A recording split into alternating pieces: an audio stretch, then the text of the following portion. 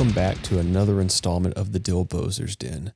It's me, your host, the Dylbozer, and we're going over an album today that's had a lot of attention over the last couple of weeks, and it is Upon Stone's new album, Dead Mother Moon, which was released on January 12th through Century Media Records.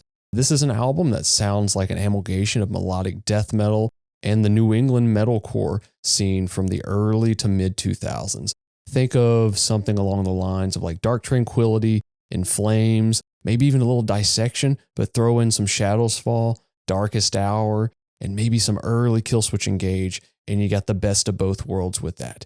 You know, the question's always been, is it melodic death metal or is it metalcore? Does it really matter when something's this good and this catchy? You take a trip through this album, it's about 30 minutes long. You even got a modern, Graves era Misfits cover at the end, which throws kind of a curveball. But you got all the melodicism of the melodic death metal movement. You have these catchy riffs. You have a little bit of thrash, kind of a throw over from their prior EP, but you've just got a great young band that is coming out with really fresh sounding music. That's a take of something that's 20 years old, something I thought I'd never, see come back. We've seen metalcore come back in different forms and, kind of had a modern design of it, but, seeing this kind of New England metalcore throwback has been really refreshing. I mean, hell, even Brian Fair from Shadows Fall and Overcast fame is on this record guesting on a track.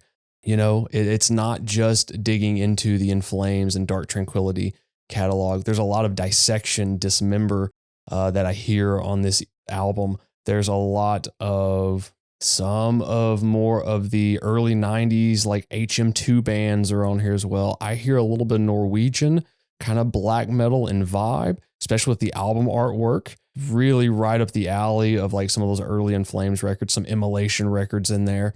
But I also get a really big sense of just a young band that's been around for, I think, 3 years now, maybe only 2, that is doing their version of what this would sound like to them. And this is a form of music that really is near and dear to me because of the time and place I grew up and the music that was big. This is a period in time when I saw, Shadows Fall and Killswitch Engage and the Bleeding Throughs of the world on Ozfest. So it's really nice to see this. But there's a little bit in some of the solo guitar work on this album, a little bit of Children of Bodom in there, which is a band that's not really much talked about at this point in time, especially in some of the underground or true scenes.